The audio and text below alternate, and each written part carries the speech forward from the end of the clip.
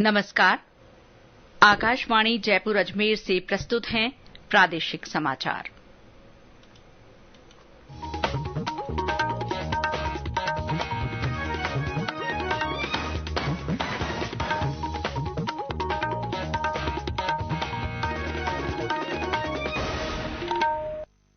मुख्य समाचार। मुख्यमंत्री अशोक गहलोत ने कहा, बिहार की तर्ज पर राजस्थान में भी जातीय सर्वे कराया जाएगा। प्रधानमंत्री नरेंद्र मोदी ने स्वतंत्रता दिवस के भाषण में घोषित जन कल्याण के कार्यों की प्रगति की समीक्षा की। उपराष्ट्रपति जगदीप धनखड़ ने किसानों को देश की अर्थव्यवस्था की रीढ़ बताते हुए उनके कल्याण के लिए काम करने को कहा। और चीन के हांगझो में एशियाई खेलों में भारत ने 28 स्वर्ण सहित 107 पदक जीतकर नया रिकॉर्ड बनाया।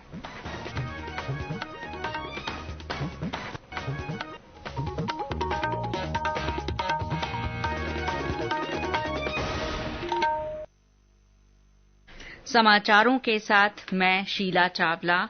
और अब समाचार विस्तार से। मुख्यमंत्री अशोक गहलोत ने कहा है कि बिहार की तर्ज पर राजस्थान में भी जातीय सर्वे कराया जाएगा। इसके लिए जल्द ही आदेश जारी किए जाएंगे। आज जयपुर में इस कार्यक्रम के बाद मीडिया से बातचीत में श्री गहलोत ने कहा कि कांग्रेस ने रायपुर के अधिवेशन में इसके बारे में निर्णय किया था, उसी को आगे बढ़ाया जा रहा है। इस सर्वे से परिवारों की आर्थिक स्थिति का पता चल जाएगा। गौरतलब है कि मुख्यमंत्री ने कल रात भी जयपुर में कांग्रेस वॉर रूम में हुई बैठक के बाद प्रदेश में जातीय सर्वे कराए जाने की बात कही थी। प्रधानमंत्री नरेंद्र मोदी ने स्वतंत्रता दिवस पर लाल किले से दिए गए भाषण में की गई घोषणाओं की समीक्षा के लिए आज नई दिल्ली में बैठक की। स्वतंत्रता दिवस के भाषण में श्री मोदी ने गरीब और मध्यम वर्ग के लिए आवास उपलब्ध कराने के लिए किफायती ऋण सुनिश्चित करने का जिक्र किया था। बैठक में उन्होंने इस घोषणा को लागू करने के संबंध में की जा रही तैयारियों की समीक्षा की। प्रधानमंत्री ने अपने भाषण में घरों के लिए सौर ऊर्जा सुनिश्चित करने का भी उल्लेख किया था।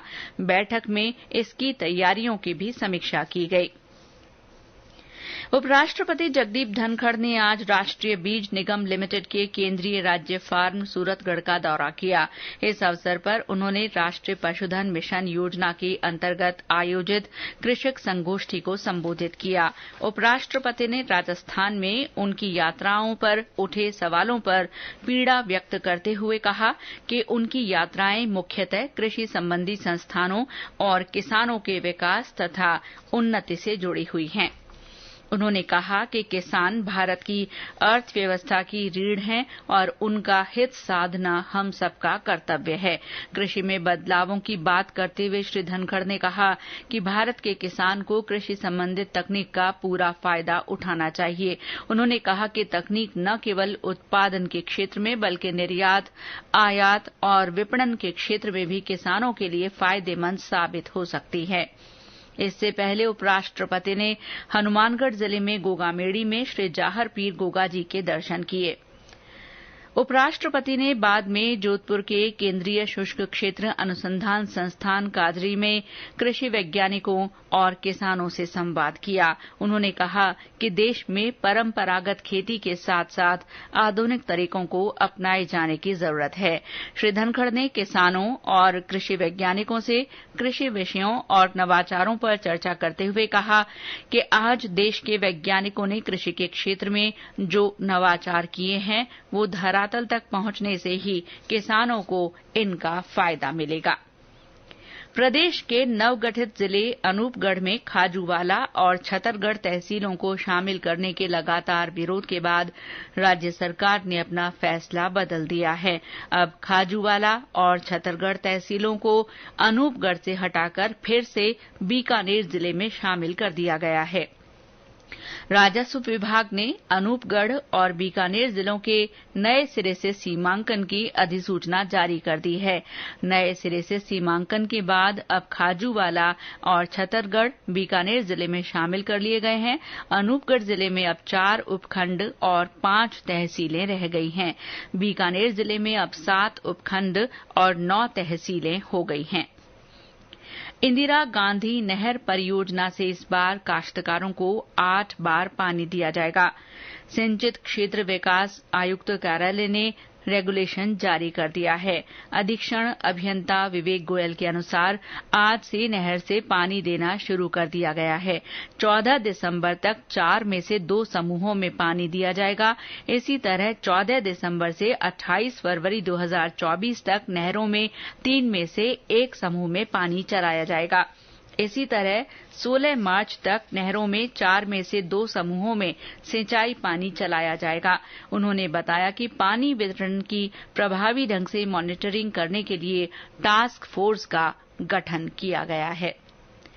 ये समाचार आकाशवाणी जयपुर अजमेर से प्रसारित किए जा रहे हैं।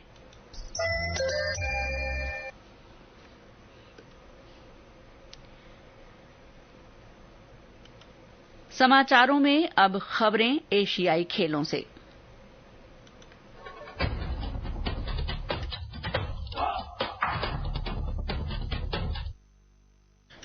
चीन के हांगझोउ में एशियाई खेलों में भारत ने 28 स्वर्ण सहित 107 पदक जीतकर नया रिकॉर्ड बनाया। एशियाई खेलों के इतिहास में भारत ने पहली बार पदकों का शतक लगाया। कंपाउंड तीरंदाजी में ज्योति सुरेखा वेन्नम और ओजस देवतले ने स्वर्ण पदक जीता। वहीं महिला कबड्डी टीम भी स्वर्ण पदक जीतने में सफल रही। महिला कबड्डी के फाइनल में भारत ने चीनी ताइपे को हराकर देश के लिए 100वां पदक जीता। भारतीय महिलाओं ने लगातार चौथी बार एशियाई खेलों का स्वर्ण पदक अपने नाम किया है। इसी तरह पुरुष क्रिकेट में भारत को स्वर्ण पदक मिल गया है। वर्षा के कारण बाधित फाइनल मैच में भारत ने अफगानिस्तान को वरीयता के आधार पर हरा दिया। पुरुषों की कबड्डी के फाइनल में भारत ने ईरान को हराकर स्वर्ण पदक जीता। बैडमिंटन के पुरुष डबल्स में चिराग शेट्टी और सात्विक साईराज रंकी रेड्डी की जोड़ी ने स्वर्ण पदक जीता। तीरंदाजी में पुरुष कंपाउंड मुकाबले में अभिषेक वर्मा ने रजत पदक हासिल किया। महिला कंपाउंड तीरंदाजी की सिंगल्स में अदिति ने कांस्य पदक जीता। पुरुषों की फ्री स्टाइल कुश्ती के 86 किलो भार वर्ग में दीपक पूनिया को रजत पदक मिला। महिला हॉकी में भारत ने जापान को हराकर कांस्य पदक हासिल किया। भारत 28 स्वर्ण, 38 रजत और 41 कांस्य सहित कुल 107 पदक जीतकर चौथे स्थान पर रहा और ये अब तक का उसका सर्वश्रेष्ठ प्रदर्शन है। राष्ट्रपति द्रौपदी मुर्मू ने 19वें एशियाई खेलों में 100 पदक जीतने पर भारतीय खिलाड़ियों को बधाई दी। प्रधानमंत्री नरेंद्र मोदी ने भी इस उपलब्धि के लिए भारतीय एथलीटों को शुभकामनाएं दी। खेल मंत्री अनुराग ठाकुर ने सभी खिलाड़ियों को बधाई दी। श्री ठाकुर ने नई दिल्ली में संवाददाताओं से कहा कि ये एथलीट भावी खिलाड़ियों के लिए प्रेरणा स्रोत बनेंगे। मैं हमारे सभी खिलाड़ियों को, एथलीट्स को 140 करोड़ भारतीयों की ओर से बहुत बहुत बधाई और शुभकामनाएं देता हूं। आपने वर्तमान और भविष्य के खिलाड़ियों के लिए एक नई प्रेरणा दी है और चीन में जब जब गोल्ड जीता तब तिरंगा शान से लहराया है और 100वां मेडल किसी और गेम में नहीं, भारत की कबड्डी टीम ने जिताया है। एशियन गेम्स के 72 साल के इतिहास में इस बार हमारे एथलीट्स ने कई विश्व रिकॉर्ड तोड़े और बहुत सारे एशियन रिकॉर्ड्स बनाए भी। एशियाई खेलों में 100वां पदक जीतने वाली महिला कबड्डी टीम में 4 खिलाड़ी राजस्थान से हैं। राज्य के पुलिस महानिदेशक उमेश मिश्रा ने कबड्डी खिलाड़ी निधि शर्मा, सुषमा शर्मा, साक्षी कुमारी और मुस्कान मलिक को टीम द्वारा स्वर्ण पदक जीतने पर बधाई दी है। पुलिस महानिदेशक ने गोला फेंक में कांस्य पदक जीतने पर एसआई किरण बालियान को भी शुभकामनाएं दी हैं। श्री मिश्रा ने पुरुष कबड्डी टीम में शामिल एसआई सचिन तंवर को भी बधाई दी है। स्वच्छता ही सेवा के तहत आज सीमा सुरक्षा बल राजस्थान फ्रंटियर मुख्यालय जोधपुर के विभिन्न कार्यालयों में साफ सफाई की गई। इस अभियान में फ्रंटियर मुख्यालय जोधपुर के अधिकारियों और जवानों ने हिस्सा लिया। राजस्थान फ्रंटियर के अंतर्गत आने वाले सीमावर्ती जिले श्रीगंगानगर, अनूपगढ़, बीकानेर और जैसलमेर में स्थित क्षेत्रीय मुख्यालयों और बटालियन मुख्यालयों द्वारा भी कार्यालयों में साफ सफाई की गई और पुरानी फाइलों को जलाकर निपटारा किया गया। जैसलमेर के पोकरण में एक ट्रेलर और जीप की टक्कर में 4 व्यक्तियों की मृत्यु हो गई। ये सभी लोग जीप में सवार थे। मृतकों में एक महिला भी शामिल है। पोकरण के फलसूंड के मधुरासर गांव के पास ये सड़क हादसा हुआ। सूचना के बाद पुलिस मौके पर पहुंची। गंभीर रूप से घायल एक व्यक्ति को फलसूंड के सरकारी अस्पताल में भर्ती करवाया गया है। एक अन्य दुर्घटना में बांसवाड़ा जिले के बोरदा बावनपाड़ा सड़क मार्ग पर डंपर की चपेट में आने से मोटरसाइकिल सवार एक महिला और उसके 2.5 साल के बच्चे की मृत्यु हो गई। अंतर्राष्ट्रीय ख्याति प्राप्त पुष्कर तीर्थ में नगर पालिका ने सरोवर क्षेत्र में फोटोग्राफी और वीडियोग्राफी पर रोक लगा दी है। इसका उल्लंघन करने पर जुर्माना देना होगा। नगर पालिका बोर्ड की साधारण सभा में ये फैसला किया गया।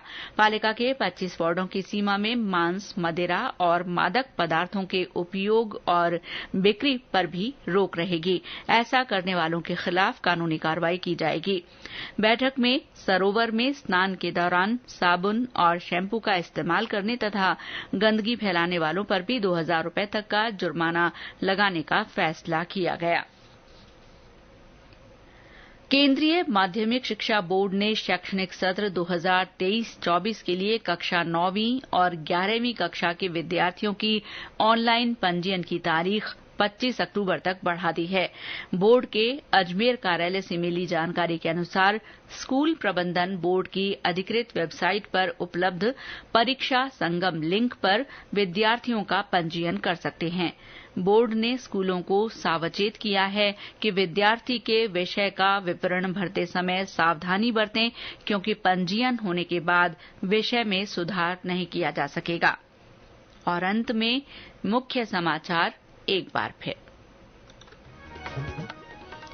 मुख्यमंत्री अशोक गहलोत ने कहा है कि बिहार की तर्ज पर राजस्थान में भी जातीय सर्वे कराया जाएगा। प्रधानमंत्री नरेंद्र मोदी ने स्वतंत्रता दिवस के भाषण में घोषित जन कल्याण के कार्यों की प्रगति की समीक्षा की। उपराष्ट्रपति जगदीप धनखड़ ने किसानों को देश की अर्थव्यवस्था की रीढ़ बताते हुए उनके कल्याण के लिए सभी से काम करने को कहा है। और चीन के हांगझो में एशियाई खेलों में भारत ने 28 स्वर्ण सहित 107 पदक जीतकर नया रिकॉर्ड बनाया। इसके साथ ही प्रादेशिक समाचार बुलेटिन समाप्त हुआ। नमस्कार।